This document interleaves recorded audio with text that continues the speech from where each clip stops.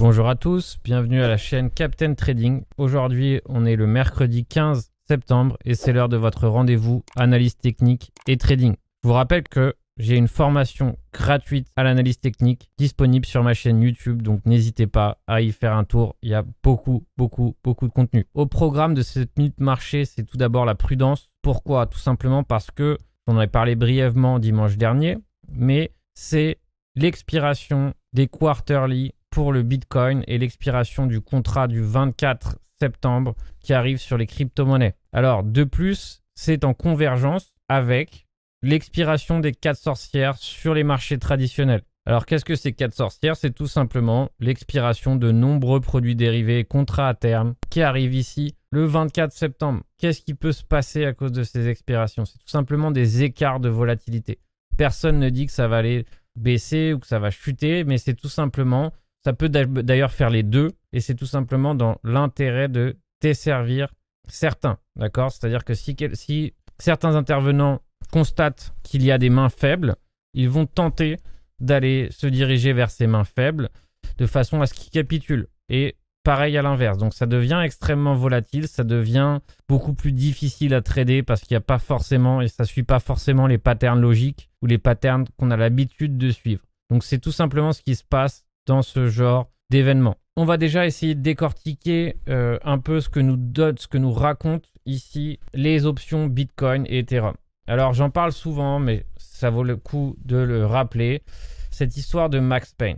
C'est vrai que maintenant que je passe un certain temps depuis sur les options et sur les options Bitcoin, je constate que ce Max Pain est juste une référence, mais qu'il n'est pas forcément aussi valable que pour le marché traditionnel. C'est-à-dire que sur les 10 dernières expirations, si je me rappelle bien, il y a une seule fois où le Bitcoin a expiré pile poil sur le Max Pain. Sur Ethereum, c'est arrivé un peu plus souvent, mais en tout cas pour le Bitcoin, le Max Pain n'a pas autant d'effet et je doute qu'on expire sur le Max Pain. Alors encore une fois, ça veut pas dire que c'est pas possible, ça veut dire que je pense que c'est le scénario le moins probable. Donc si je fais sur les statistiques des fois précédentes, on a toujours expiré 20-30% au-dessus du Max Pain, ce qui nous donne environ là où nous sommes actuellement. Alors, expiration et aller se diriger vers 42K, c'est pas la même chose. On peut très bien faire une belle mèche de liquidité ici pour se diriger ici vers le Max Pain. Et derrière, on peut très bien clôturer ici à 45 000 ou 46 000.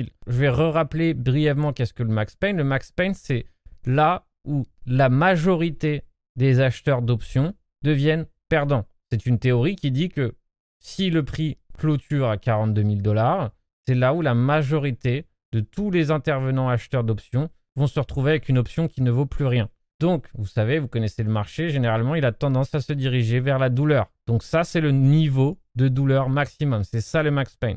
Alors, par exemple, qu'est-ce qu'on peut voir ici avec cette mèche haute de volume sur le 50K? Ça veut dire qu'à un moment donné, il y a certainement eu une FOMO sur les 50K au niveau des call options. Après, maintenant, on peut se dire que ça peut être un mur de vendeurs de call. Tout est possible.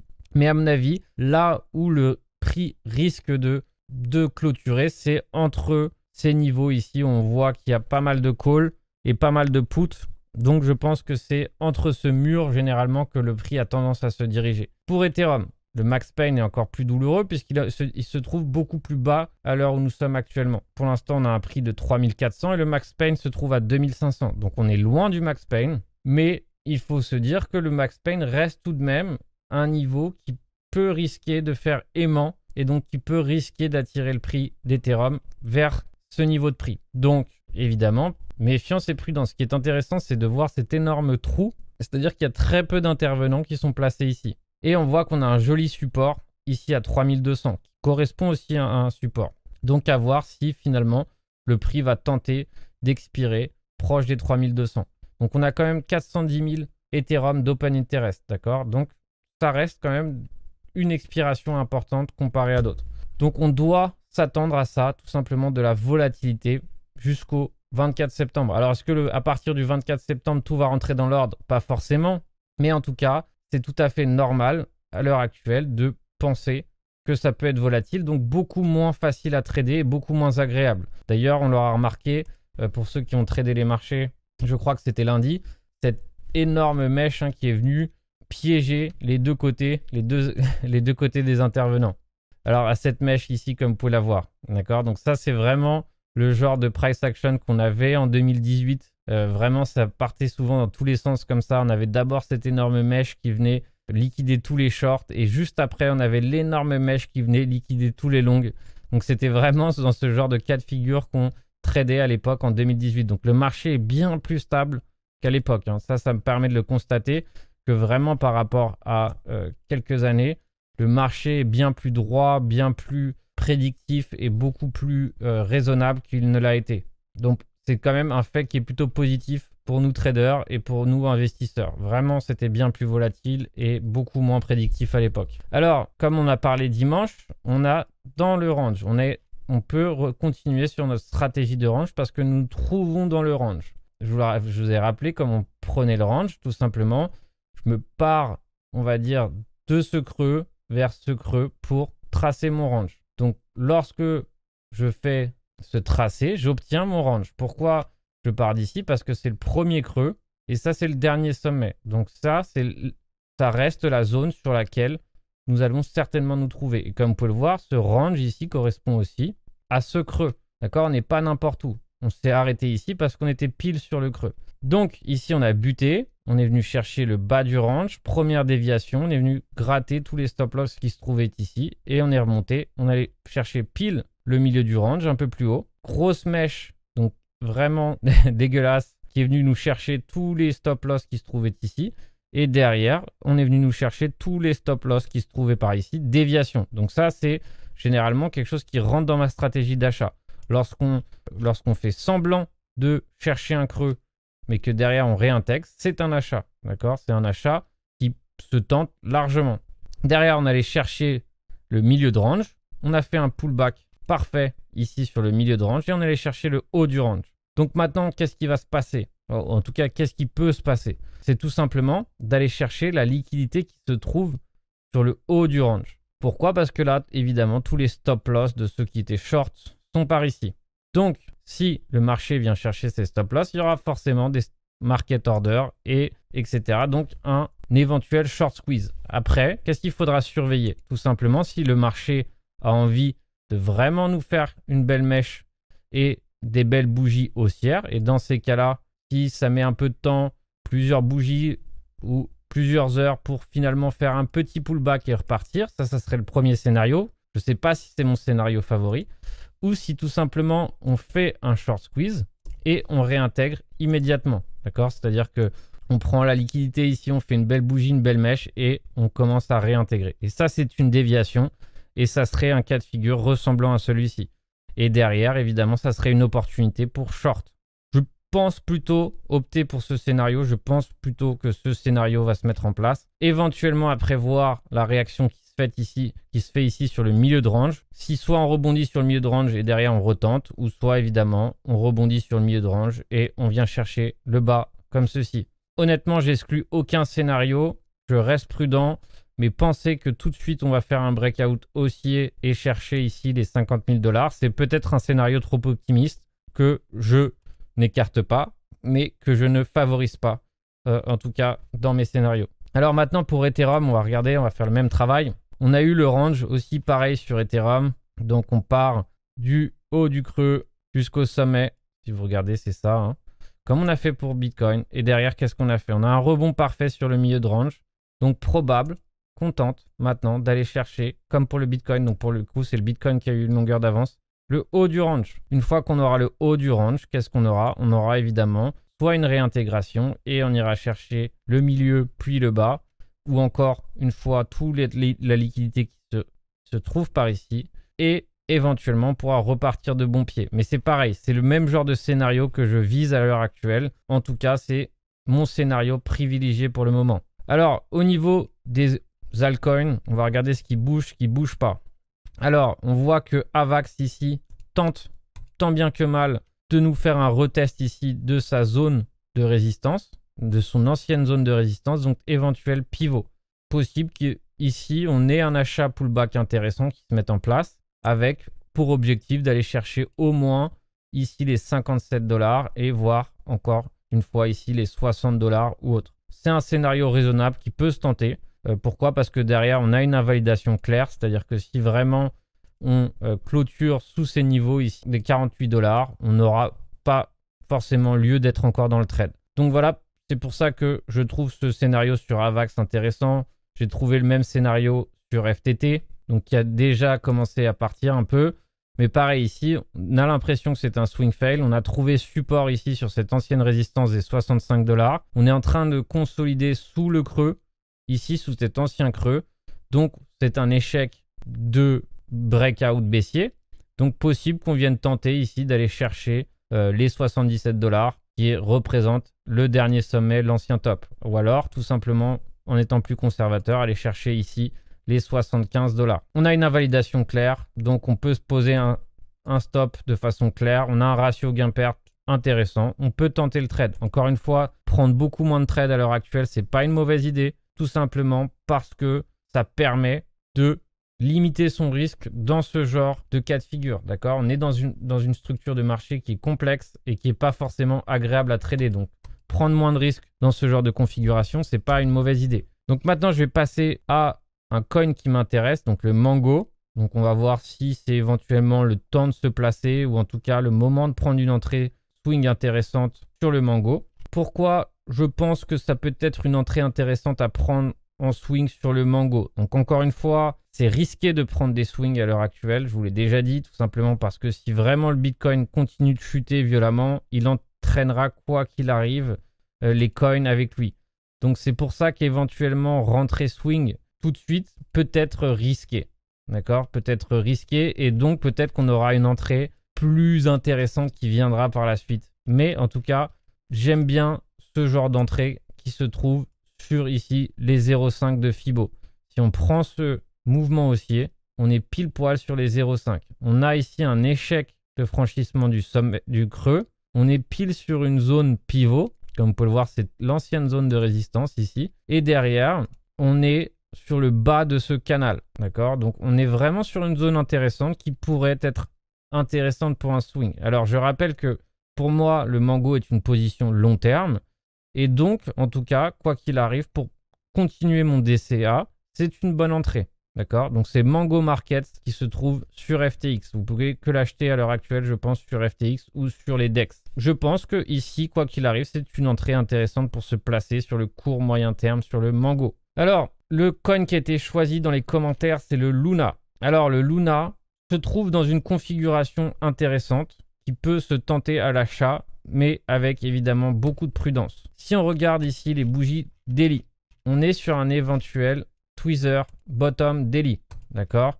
Donc, si on regarde ici, on a ce scénario Tweezer ici qui se déroule pile sur une ancienne zone de résistance. Donc, ça peut être éventuellement un scénario intéressant à prendre. Alors, comme vous pouvez le voir ici, on a l'air d'avoir bien trouvé support sur ce niveau ici des 34 $. Alors, si on veut tenter ce swing, ça nous laisse tout simplement une invalidation claire et nette. C'est-à-dire que si vraiment on clôture en dessous des 30, pas une mèche, une clôture, on peut sortir du trade. Et derrière, on peut tenter ici d'aller chercher les 42 $, etc. Donc, ça nous fait un ratio gain-perte raisonnable. Ça nous ferait un scénario qui se tente. Encore une fois, aller chercher des nouveaux sommets dans les conditions actuelles, je ne suis pas sûr que ça soit la bonne stratégie. Mais en tout cas, un petit intraday, un petit scalp sur le Luna en partant du principe qu'on va aller chercher toute la liquidité qui se trouve sous les 37 $, ça peut largement se tenter. Donc maintenant, il y avait une question qui m'était posée, c'était de comment mettre en place un put option sur FTX. Donc, je vous rappelle que j'ai une vidéo entière sur les put options. Mais là, je vais vous faire un petit tuto simple, clair et net pour vous montrer comment prendre un put sur FTX. Donc, comme ça permet de ne pas aller sur des Rebit et donc de changer de compte à chaque fois. Là, en plus, ça permet de prendre un put directement sur votre compte FTX. Donc, comme vous pouvez le voir, c'est les positions que j'ai à l'heure actuelle en put. Ça veut dire que je serais extrêmement profitable, par exemple, si on franchit les 36 000 $ à expiration. Donc, encore une fois, ça, c'est mon ratio gain-perte à expiration. Donc, ce ratio gain-perte peut largement évoluer si je le vends dans l'action, si je le vends dans le feu de l'action. D'accord? Ça, c'est l'argent que je toucherai si je ne touche à rien jusqu'à expiration. D'accord? Donc, ce n'est pas forcément que je vais toucher tout de suite si je vends aujourd'hui. Je vous invite à revoir mon tuto complet sur les puts et les call options, évidemment, sinon ça ne vous parlera pas forcément. Et donc ici, qu'est-ce que je fais? Je me dirige dans Request a Quote. Je prends un put option, donc je veux me couvrir à la baisse. Et par exemple, je pars du principe que je veux un put à 46 000 $. Donc c'est à peu près là où on se trouve actuellement au niveau du Bitcoin. Je veux me laisser le temps d'avoir raison. Donc même au-delà des 4 sorcières et du 24 septembre, je dirais dans un mois. Un mois pour avoir raison. Là, je clique sur 1 pour avoir un contrat. D'accord? D'abord, je regarde le prix de ce contrat et après, derrière, si je veux, je peux modifier et prendre beaucoup moins. Donc, à l'heure actuelle, jusqu'au 16 octobre, prendre un contrat entier sur le Bitcoin me coûte 3 500 $. Donc, c'est relativement raisonnable. Donc, ici, si je clique sur accepter, mais sans cliquer, si je passe le curseur sur accepter, on voit maintenant tout simplement ma courbe qui change. D'accord? Donc, ça veut dire que malheureusement, on ne va pas voir exactement ce qu'elle me rapporte ici parce que, évidemment, c'est biaisé par les autres options. Mais ici, pour prendre un contrat complet au prix d'exercice de 46 000 $ jusqu'au 16 novembre, ça me coûte 3 500 $. Alors maintenant, je vais vous donner une petite astuce pour calculer le prix de la rentabilité de votre option. Donc, pour savoir ensemble quand est-ce qu'on est rentable ou pas. Donc, on va utiliser ce tableau qui avait été fait, que j'ai trouvé sur Internet, par Crypto Arbitrage. Donc, vraiment bien comme tableau.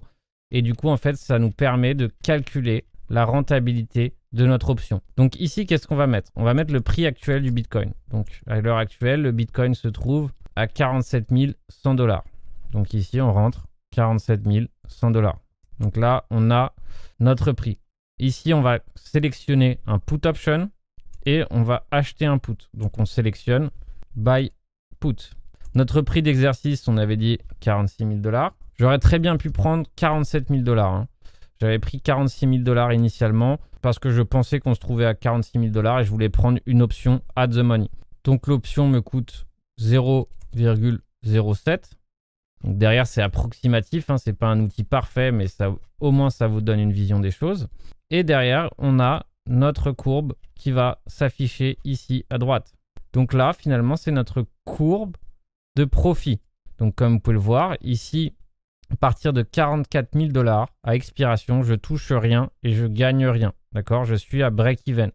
Et comme vous pouvez le voir, ici, si on se dirige éventuellement sur les 39 000 $, je gagne presque le double de ce que j'ai mis dans l'option. Et si évidemment on continue de baisser, je deviens extrêmement rentable. Hein. Par exemple, si on vient toucher les 35 000 $, par exemple, dans ce cas de figure, je touche 0,30 BTC pour avoir investi 0,07 BTC. Donc, je vous invite, pour que ce soit beaucoup plus clair, à revoir mon tuto complet sur les put options.